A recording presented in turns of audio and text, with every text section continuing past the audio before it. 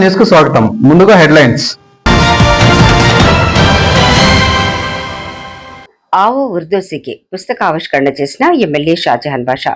ఆంధ్రప్రదేశ్ రాష్ట్ర Urdu academy chairman జనాబ్ హజీ మొహమ్మద్ ఫారూక్ షుబ్లీ మరియు రాష్ట్ర Urdu academy vice chairman Pathan Khader Khan ఆధ్వర్యంలో ఏర్పాటు చేసిన ఆవో ఉర్దూ సికో కార్యక్రమంలో ముఖ్య అతిథిగా పాల్గొన్న ఎమ్మెల్యే షాజహాన్ బాషా మదనపల్లి నియోజకవర్గంలోని ఉర్దూ భాషాభిమానులు, కవులు, పండితుల సమక్షంలో చిన్నారులకు మరియు ఉర్దూ భాషపై ఆసక్తి కలిగిన వారికి ఆవో ఉర్దూ సికో పుస్తకాలను ఆవిష్కరించి వారికి ఉచితంగా అందజేసిన ఎమ్మెల్యే షాజహాన్ బాషా. ముఖ్యమంత్రి నారా చంద్రబాబు నాయుడు ఆశీస్సులతో రాష్ట్ర వ్యాప్తంగా దిగ్విజయంగా కొనసాగుతున్న రాష్ట్ర ఉర్దూ అకాడమీ చైర్మన్ జనాబ్ మహమ్మద్ ఫారూక్ షుబ్లీ మదనపల్లి పర్యటనలో భాగంగా నేడు పుస్తకం ఆవిష్కరణ చేయడం అభినందనీయం అంటున్న ఎమ్మెల్యే మాట్లాడుతూ, ముఖ్యమంత్రి చంద్రబాబు సారథ్యంలో ముస్లింల అభ్యున్నతే కాకుండా ఉర్దూ భాష ప్రాచుర్యానికి చేస్తున్న కృషికి మన ముస్లింలు ఎల్లప్పుడూ చంద్రబాబు వెంటే నడవాలని సూచించారు. ఈ కార్యక్రమంలో స్థానిక మైనార్టీ నాయకులు, కూటమి నాయకులు, ఉర్దూ భాషాభిమానులు, స్థానికులు పాల్గొన్నారు. ఆంధ్ర రాష్ట్రంలో ఉర్దూ పట్ల మరొక్కసారి ముందడుగేశారు. భారతదేశంలో ఏ రాష్ట్రంలో లేని విధంగా ఉమ్మడి రాష్ట్రంలో రెండో స్టేట్ లాంగ్వేజ్గా ఉర్దూకి ఆ రోజు గుర్తింపు ఇచ్చిన చరిత్ర పెద్దలు చంద్రబాబు నాయుడు గారు. అదే క్రమంగా ఈరోజు ఉర్దూ లిటరేచర్కి పెంచుతూ, ఉర్దూ విలువలను కాపాడుతూ, ఉర్దూని ఏదైతే ఉర్దూ భాషను పూర్తి స్థాయిగా పిల్లల చదువు కోసం ఒక బుక్ క్రియేట్ చేసి ఆ బుక్ ఎలా ఉండాలా, ఉర్దూని ఎలా కాపాడుకోవాలా, ఎలా ఉర్దూని చదువుకోవాలా, చాలా ఈజీ యాక్సెస్లో చదువుకునేటట్టుగా ఈ హాలిడేస్లో పిల్లల కోసం ఒక ప్రత్యేకంగా పెద్దలు చంద్రబాబు నాయుడు గారి ఆధ్వర్యంలో మన చైర్మన్ షిబ్లీ గారు ఇంతవరకు చరిత్రలో ఎవరు చేయలేదు ఆ విధంగా షిబ్లీ గారు, అదేవిధంగా మన ఖాన్ వైస్ చైర్మన్ వీళ్ళు ఈ బుక్ తీసుకుని వచ్చి ఆంధ్ర రాష్ట్ర ముస్లిం పిల్లల ఉర్దూ భాష పూర్తి స్థాయి తీసుకువెళ్ళడానికి ఒక కొత్తగా లిటరేచర్ బుక్స్ తీసుకొచ్చారు. నేను మన షిబ్లీ గారికి మనస్ఫూర్తిగా అభినందిస్తున్నాను. అదేవిధంగా మన ఖాన్ గారికి అభినందిస్తున్నాను. ఇది ఒక సందర్భం, ఇది ఒక బాధ్యత, ఇది ఒక చరిత్ర. ఎందుకంటే కమ్యూనిటీ పట్ల ఇంత బాధ్యతగా పనిచేస్తున్న ఉర్దూ లిటరేచర్కి చైర్మన్ గారికి ప్రత్యేక ధన్యవాదాలు.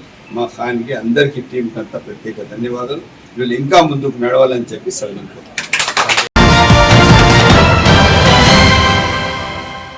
ధైర్య సాహసాలకు ప్రతీక హనుమంతుడు. ఆంజనేయ స్వామి కృపాకటాక్షం ప్రతి ఒక్కరికి అవసరం అంటున్న నిషార్ అహ్మద్. హనుమాన్ జయంతి సందర్భంగా నియోజకవర్గంలోని పలు ఆంజనేయ స్వామి దేవాలయంలో పాల్గొని ప్రత్యేక పూజలు చేసిన వైసీపీ ఇన్ఛార్జ్ నిసార్ అహ్మద్ మాట్లాడుతూ, హనుమంతుడు అత్యంత శక్తివంతంగా, భక్తి భావానికి నిలువెత్తు నిదర్శనం, అత్యంత నమ్మకమైన బంటు అంటూ కొనియాడిన నిసార్ అహ్మద్. హనుమాన్ జయంతి వేడుకలలో స్థానిక వైసీపీ కార్యకర్తలు, భక్తులు పాల్గొన్నారు. హనుమాన్ జయంతి సందర్భంగా పలుచోట్ల ప్రత్యేక పూజల్లో పాల్గొన్న శ్రీరామ్ చిన్నబాబు. హనుమాన్ జయంతి సందర్భంగా మదనపల్లి పరిసరాల్లోని చౌడేశ్వరి సర్కిల్, అమ్మచెరువు మిట్ట, మారుతి నగర్, రామారావు కాలనీ, బాంబో నగర్ తో పాటుగా మరికొన్ని ప్రాంతాల్లోని ఆంజనేయ స్వామి దేవాలయం వద్ద ఆ ప్రాంత ప్రజల ఆహ్వానం మేరకు పూజల్లో పాల్గొన్న తెలుగు యువత రాష్ట్ర అధ్యక్షులు శ్రీరామ్ చిన్నబాబు మరియు బీజేపీ సీనియర్ నేత చల్లపల్లి నరసింహారెడ్డి తదితరులు ప్రత్యేక పూజలు చేసి తాము సైతం హనుమంతుడి సేవలో అన్నట్లు స్థానికులు ఏర్పాటు చేసిన అన్నదాన కార్యక్రమంలో భక్తులకు అన్నం వడ్డించి తరించారు.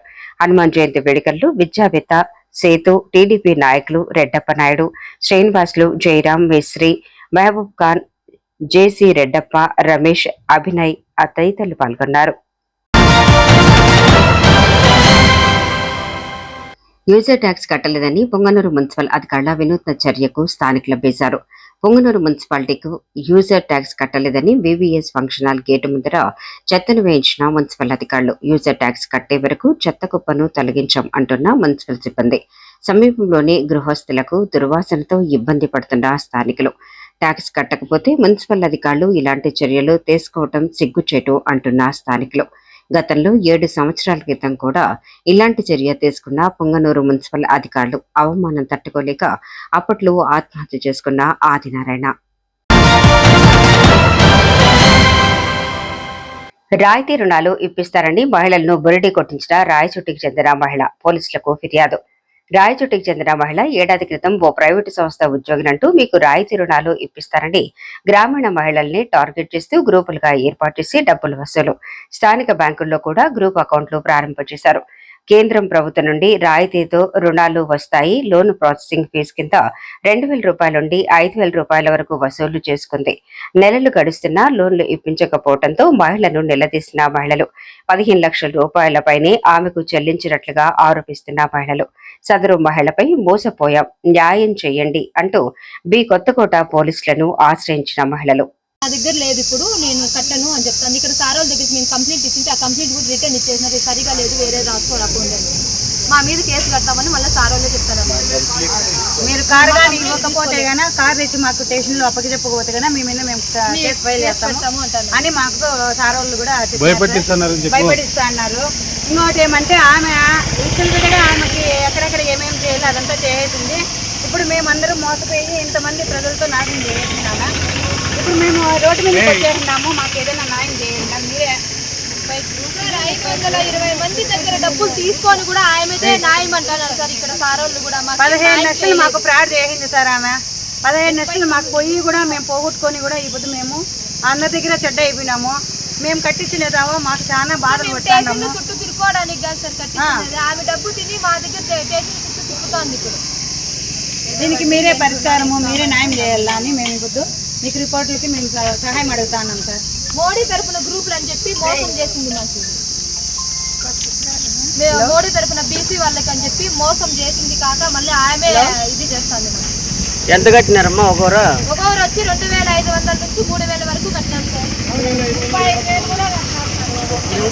ఒక గ్రూప్ లో ఒక్కొక్క సభ్యులు వచ్చి 2,500 నుంచి 3,000 రూపాయల డబ్బులు కట్టినాం సార్. అది మళ్ళీ వాళ్ళకి ఏదో జాబ్ 30,000 రూపాయలు కూడా వసూలు చేసింది. ఒక మనిషి దగ్గర లీడర్ల దగ్గర 30,000 రూపాయలు వసూలు చేసింది. జాబ్ ఇప్పిస్తాము, ఇది మోడీ తరపు నుంచి సెంట్రల్ గవర్నమెంట్ నుంచి అని మేము మోసపోయినాము. ఇక్కడ సప్తగిరి గవర్నమెంట్ బ్యాంకు తరఫున మాకు చేపించే ఉంది గవర్నమెంట్ అనేసి మోసపోయినాం సార్ మేము. ఇప్పుడు ఆమె డబ్బు తీసుకొని మా డబ్బులతో కార్లు అవి ఇవి కొని ఆమె కార్లు కంటే మేము ఇట్లా రోడ్డు పైన పడినాం సార్. 520 మంది ఉన్నాం సార్. బాధ్యతలు ఎంత కట్టినారు? ఒక్కొక్కరు ఎంత కట్టినారు? 2,500 నుంచి 3,000 వరకు కట్టాలి సార్ ఒక్కొక్క సభ్యురాలు. అది మా పనులు పాటలు వదులుకొని ఆ డబ్బులు కట్టి ఆమె రమ్మని చోటుకల్లా మీటింగ్లకు వెళ్ళి మా డబ్బులే ఖర్చు పెట్టుకొని వచ్చినాం.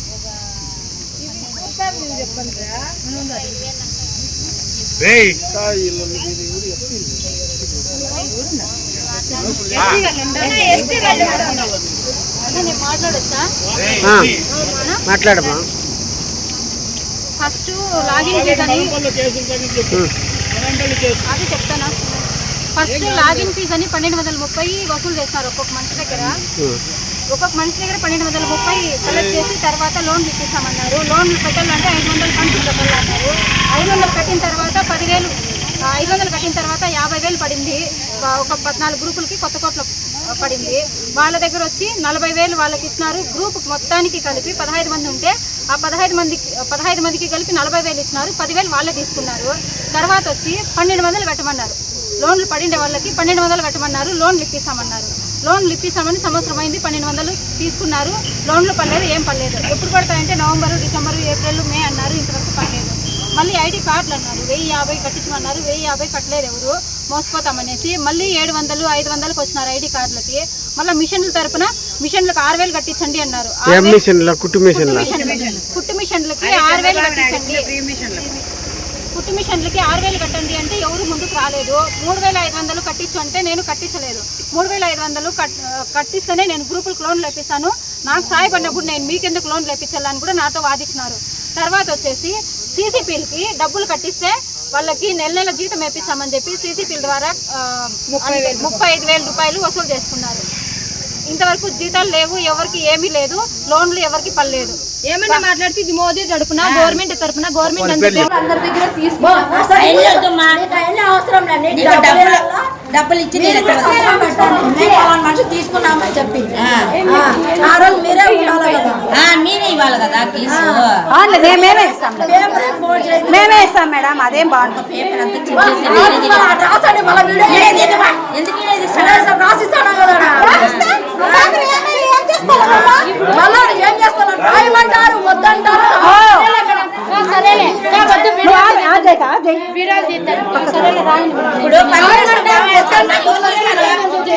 ఎవరు మళ్ళీ నేను పేపర్లో అయిపోతే ఎవరు మనం నాకు నా బిడ్డలకు నా సంసారాన్ని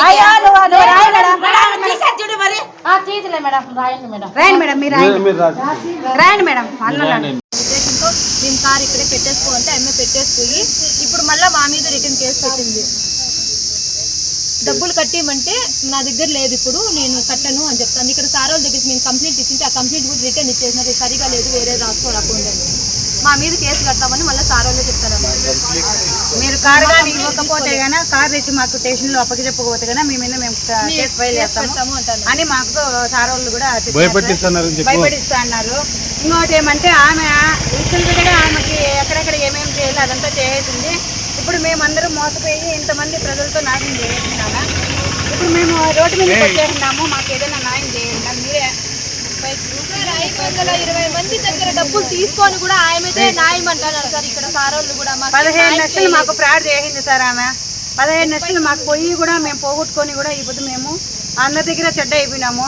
మేము కట్టించలేదావో మాకు చాలా బాధలు పడుతున్నాము. చుట్టూ తిరుకోవడానికి కాదు సార్ కట్టించినది. ఆమె డబ్బు తిని మా దగ్గర స్టేషన్ చుట్టూ తిరుగుతోంది. ఇప్పుడు దీనికి మీరే పరిష్కారము, మీరే న్యాయం చేయాలా అని మేము ఇప్పుడు మీకు రిపోర్టులకి మేము సహాయం అడుగుతా ఉన్నాం సార్. మోడీ తరఫున గ్రూపులు అని చెప్పి మోసం చేసింది మాకు. మోడీ తరఫున బీసీ వాళ్ళకి అని చెప్పి మోసం చేసింది కాక మళ్ళీ ఆమె ఇది చేస్తాను. ఎంత కట్టినారమ్మా ఒక్కొక్కరు వచ్చి 2500 నుంచి 3000 వరకు కట్టినాం సార్. 35,000 కూడా కట్టినాం సార్. ఒక గ్రూప్ లో ఒక్కొక్క సభ్యులు వచ్చి 2,500 నుంచి 3,000 రూపాయలు చొప్పున కట్టినాం సార్. మళ్ళీ వాళ్ళకి ఏదో జాబ్ 30,000 రూపాయలు కూడా వసూలు చేసింది. ఒక మనిషి దగ్గర లీడర్ల దగ్గర 30,000 రూపాయలు వసూలు చేసింది. జాబ్ ఇప్పిస్తాము, ఇది మోడీ తరపు నుంచి సెంట్రల్ గవర్నమెంట్ నుంచి అని మేము మోసపోయినాము. ఇక్కడ సప్తగిరి గవర్నమెంట్ బ్యాంకు తరఫున మాకు చేపించే ఉంది గవర్నమెంట్ అనేసి మోసపోయినాం సార్ మేము. ఇప్పుడు ఆమె డబ్బు తీసుకొని మా డబ్బులతో కార్లు అవి ఇవి కొని ఆమె కార్లు తిరుగుతుంటే మేము ఇట్లా రోడ్డు పైన పడినాం సార్. 520 మంది ఉన్నాం సార్. బాధ్యతలు ఎంత కట్టినారు? ఒక్కొక్కరు ఎంత కట్టారు? 2,500 నుంచి 3,000 వరకు కట్టారు సార్ ఒక్కొక్క సభ్యురాలు. అది మా పనులు పాటలు వదులుకొని ఆ డబ్బులు కట్టి ఆమె రమ్మని చోటుకల్లా మీటింగ్లకు వెళ్ళి మా డబ్బులే ఖర్చు పెట్టుకొని వచ్చినాం.